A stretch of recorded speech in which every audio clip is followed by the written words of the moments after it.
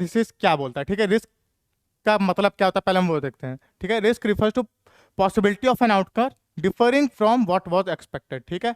आप देखो रिस्क क्या होता है कि तुमने कुछ एक्सपेक्ट किया, ठीक है, तुमने कुछ सोच के चला जिंदगी में, लेकिन हर बार वैसा नहीं होता जैसा तुम सोच के चलते हो। तो ठीक है, इसमें क्या क्या इन्वॉल्व होता है, ठीक है। Involve assessing the likelihood and potential impact of various events on a project और investment. Risk can be arise from sources such as financial market fluctuation, changes in regulation, natural disaster and technological failure। तो देखो अब risk क्या है, ठीक है। तुमने अपना प्रोजेक्ट शुरू किया, तुम सोच के चले कि हर चीज स्मूथली चलेगा, हर चीज बहुत ही आराम से चलेगा, लेकिन तभी गवर्नमेंट ने कुछ ऐसा रेगुलेशन ले आया कि तुम्हारा पूरा बिजनेस ठप हो गया, ठीक है। जैसे अभी पेटीएम के साथ हुआ था, पेटीएम पेमेंट्स बैंक पे ऊपर काफी सारे रेगुलेशंस लग गए थे और उसकी वजह से वो बंद हो गया, उसकी वजह से काफी सारे कस्टमर्स उसके स्विच हो गए। तो तुम्हारा प्रोजेक्ट एक स्मूथली चल रहा होता है तभी कुछ ना कुछ दिक्कत आ सकती है, ठीक है। और क्या क्या रिस्क हो सकते हैं, फाइनेंशियल मार्केट फ्लक्चुएशन, ठीक है। हो सकता है कभी मार्केट बहुत तेजी से ऊपर जाए, कभी, और ऐसा भी बहुत बार होता है कि बहुत तेजी से गिर जाए, ठीक है। कभी मार्केट गिर गया, कभी कोई नेचुरल डिजास्टर आ गया, कभी कुछ ऐसा हुआ कि तुम्हारा जो पूरा सिस्टम है वो बंद हो गया, ठीक है। कभी कभी क्या होता है कि इंस्टाग्राम व्हाट्सएप वगैरह भी डाउन हो जाते हैं, तो तुम्हारा प्रोजेक्ट हो सकता है कि किसी टेक्नोलॉजिकल इशू की वजह से डाउन हो गया। तो अगर ये सारे चीजें हुई तो उनके लिए तुम्हें पहले से तैयार होकर चलना है, ठीक है। कोई भी रेगुलेशन आया, कोई भी दिक्कत हुई, तो तुम्हें पहले से सोच के चलना है कि ये सारे रिस्क से कैसे तुम डील करोगे, ये सारी चीजें तुम कैसे इनको प्रॉब्लम नहीं आने दोगे अपने प्रोजेक्ट के फंक्शनिंग में। तो वही देखते हैं हम रिस्क एनालिसिस में। अनसर्टेनिटी क्या होती है, uncertainty describe situation where outcomes are not certain और प्रिडिक्टेबल, ठीक है। कभी कभी ऐसा भी होता है कि जो आउटकम है, जो प्रोजेक्ट का आउटकम है वो सर्टेन नहीं है, वो प्रिडिक्ट हम नहीं कर सकते, वो फोरकास्ट हम नहीं कर सकते। Often arises from a lack of information और अनफोर्सिबल इवेंट्स, ठीक है। तो देखो हर बार तुम्हें हर चीज़ पता नहीं होगी, ठीक है। कभी कभी तुम्हें प्रोजेक्ट में जाना है, कभी कभी तुम कोई चीज़ कर रहे हो जिसका तुम्हें बहुत पूरा नहीं पता है कि इसका फ्यूचर क्या होने वाला है, तुम्हें हर इन्फॉर्मेशन नहीं पता उस प्रोजेक्ट के बारे में। तो इस केस में अनसर्टेनिटी तुम्हारे अंदर रहती है कि तुम्हें पता नहीं रहता है कि आखिर ये क्या होने वाला है, ठीक है। Uncertainty can make decision making challenging, ठीक है, क्योंकि तुम्हारे पास सारी इन्फॉर्मेशन नहीं है, क्योंकि तुम्हें नहीं पता है कि फ्यूचर कैसा दिखने वाला है। तो जो तुम्हारा डिसीजन मेकिंग एबिलिटी है वो थोड़ा सा कम हो जाता है, ठीक है। तुम्हें नहीं पता रहता है कि किस तरह से डिसीजन तुम ले सकते हो, क्या सही डिसीजन होने वाला है, ठीक है। एक्यूरेटली तुम प्रिडिक्ट नहीं कर सकते हो फ्यूचर आउटकम्स, ठीक है। तुम एक्यूरेटली नहीं प्रिडिक्ट कर सकते हो कि फ्यूचर कैसा दिखने वाला है, कैसा होने वाला है, ठीक है। आगे देखते हैं हम रिस्क एंड अनसर्टेनिटी एनालिसिस। अगर हमने, ठीक है, कैसे करते हैं हम,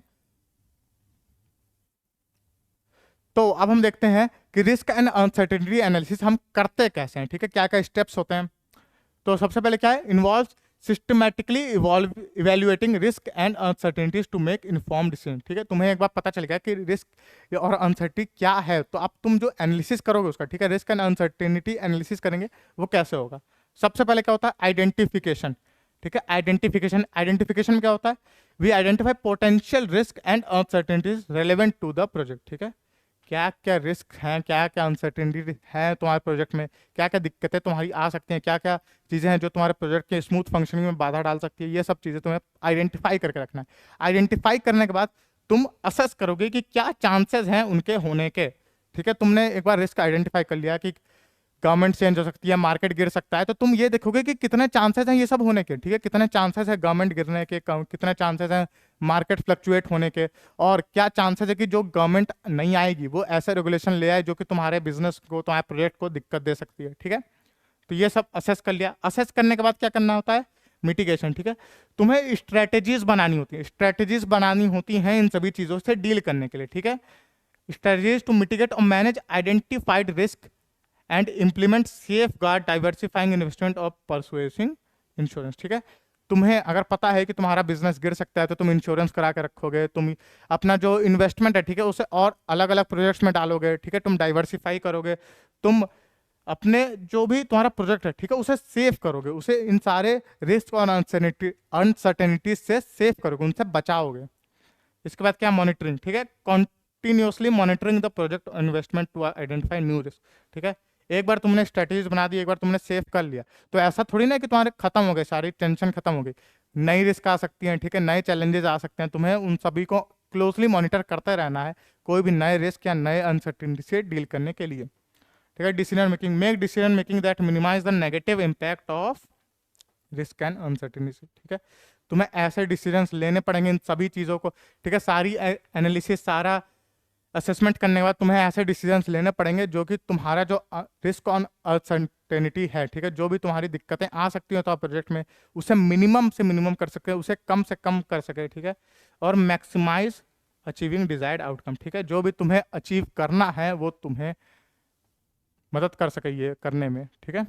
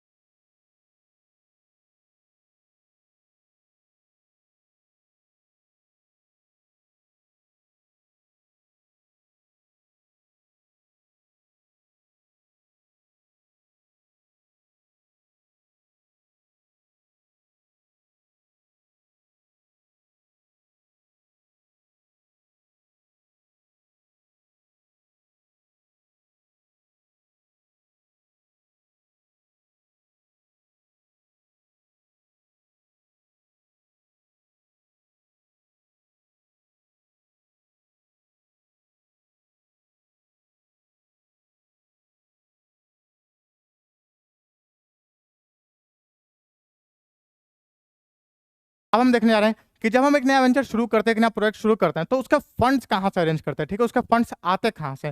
दो मेजर तरीके हैं, ठीक है, जहां से हम फंड्स ला सकते हैं। दो मेजर सोर्सेज हैं। सबसे पहले conventional source.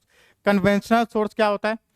Traditional sources of funding like bank loans, personal savings या loans from family and friends, ठीक है। तो देखो, ट्रेडिशनली हमें पैसे चाहिए होते थे तो हम किसके पास जाते थे? बैंक्स के पास, ठीक है। तो जब तुम एक नया प्रोजेक्ट शुरू करो जिसके लिए तुम्हें काफ़ी पैसों की जरूरत है, तो तुम जाओगे बैंक के पास, उनसे लोन मांगोगे, ठीक है। या फिर तुम क्या कर सकते हो कि तुमने खुद अपने से कुछ पैसे बचाए हो, खुद अपने पैसे बचाओगे तब तुम किसी बिजनेस में लगा दिए, ठीक है। या फिर तुम फैमिली और फ्रेंड से मांग सकते हो कि भाई मुझे पैसे दे दो, कुछ मुझे प्रोजेक्ट में लगाने हैं, इसका जब फायदा होगा तब मैं वापस कर दूंगा, ठीक है। ये सब चीज़ें हो सकती है। अब ये सब जो सोर्सेज होते हैं, ठीक है, ये क्या होते हैं? रेडिली अवेलेबल, ठीक है, तुरंत तुमको मिल जाते हैं, ठीक है। तुम्हें कुछ पेपर वर्क करने होते हैं बैंक लोन्स में, और तुम्हें फिर वो पेमेंट मिल जाती है। और लेकिन इसमें दिक्कत क्या क्या होती है? कोलेट्रल, ठीक है। जब तुम एक बैंक लोन लोगे तो तुम्हें कुछ कोलेट्रल रखना पड़ेगा और तुम्हें स्ट्रिक्ट रीपेमेंट टर्म्स को फॉलो करना पड़ेगा, ठीक है। तुम्हें ये देखना पड़ेगा कि तुमने जो बैंक लोन लिया है उसकी रीपेमेंट पॉलिसी क्या है, तुम्हें कितने साल में, कितने टाइम में तुम्हें सारा पैसा वापस करना है, किस रेट ऑफ इंटरेस्ट पे तुम्हारा पैसा, ठीक है, तुम्हें लोन मिल रहा है, कितना तुम्हें पैसा वापस करना है, कितने टाइम में, ठीक है। वो सभी चीज़ें तुम्हें देखनी पड़ेंगी। और उसके बाद क्या था? अनकन्वेंशनल सोर्सेज, ठीक है।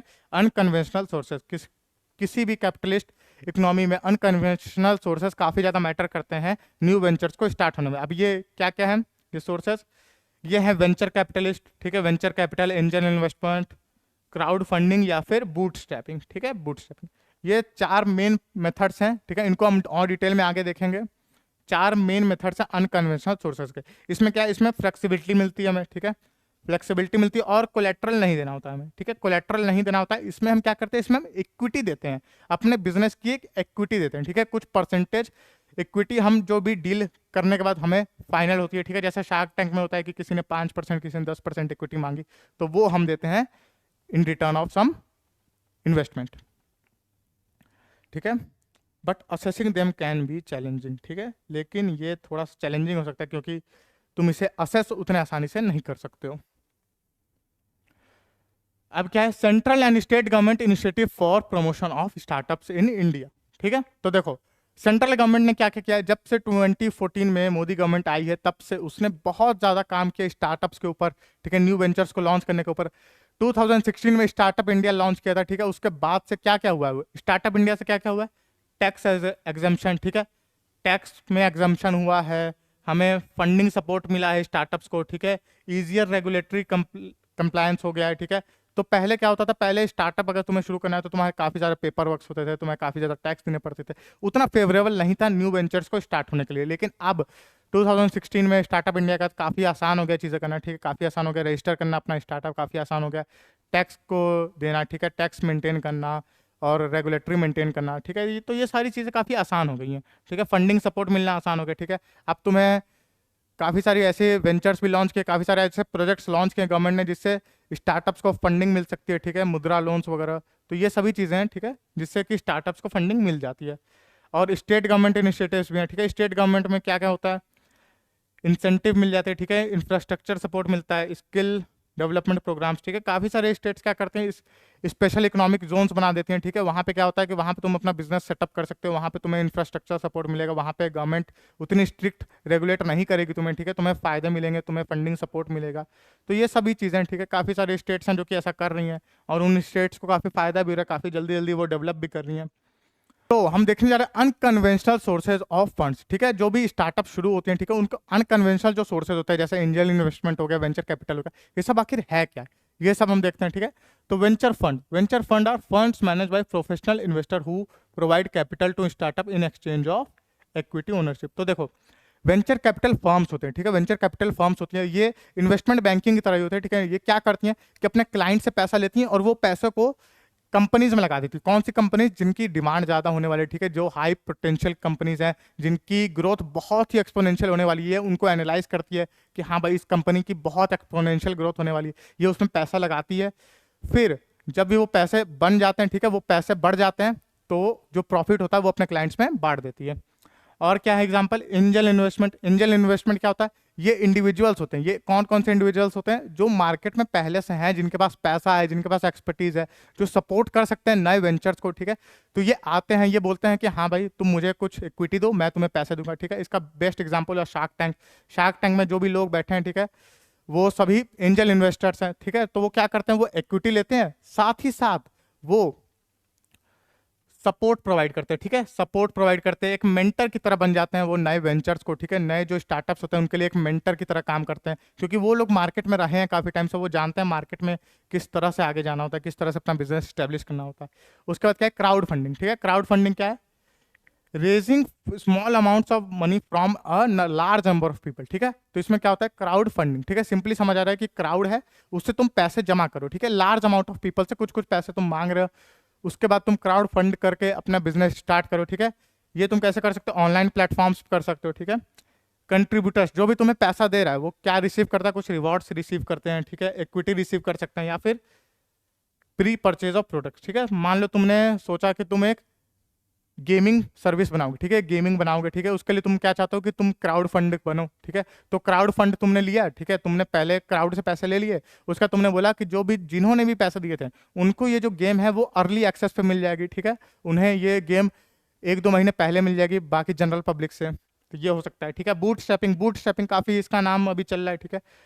जो भी स्टार्टअप इंडिया के जो भी इंडिया में स्टार्टअप चल रहे हैं, ठीक है, उनमें बूट स्ट्रैपिंग स्टार्टअप्स की बहुत डिमांड है, ठीक है। बूट स्ट्रैप क्या होता है, बूट स्ट्रैप स्टार्टअप वो होता है जो कि शुरू करता है बूट स्ट्रैपिंग, ठीक है। बूट स्ट्रैपिंग क्या है, funding a startup using personal savings, ठीक है, personal saving revenue generated from the business, ठीक है। तो देखो इसमें क्या होता है ना कि इसमें तुम जो भी पैसा तुम्हारे खुद के हैं, ठीक है, वो तुम लगाते हो, और जो भी बिजनेस से तुम पैसे कमा रहे हो वही इन्वेस्ट करते जाते हो, ठीक है। तुम इसमें बाहर से पैसे लेते ही नहीं हो, तुम कोई आउटसाइड मेंटर, आउटसाइड सपोर्ट लेते ही नहीं हो, ठीक है। तुम्हें अपनी जो इक्विटी है वो अपने पास ही रखते हो, और ऐसे जो स्टार्टअप्स होते हैं वो बेस्ट होते हैं, ठीक है। इसका बेस्ट एग्जांपल है जीरो अदा, ठीक है। जीरो अदा एक बूट स्ट्रैप स्टार्टअप है और बहुत ही अच्छा कर रहा है वो, ठीक है। इसमें मिनिमम एक्सटर्नल कैपिटल, ठीक है, मतलब कि तुम जो एक्सटर्नल कैपिटल, ठीक है, बाहर के जो इन्वेस्टर्स हैं वो तुम उनसे डील ही नहीं करते हो, ठीक है। तुम अपना ही जो पैसे तुम कमा रहे हो वही इन्वेस्ट किए जाते हो, ठीक है। तो इसी से तुम्हारा बिजनेस बढ़ते जाता है, और ये बहुत ही मुश्किल होता है करना, ठीक है। इसमें क्या होता है कि तुम इक्विटी सारी की सारी अपने पास रखते हो, ये बेस्ट तरीका है, ठीक है, लेकिन इसको करना मुश्किल होता है, ठीक है।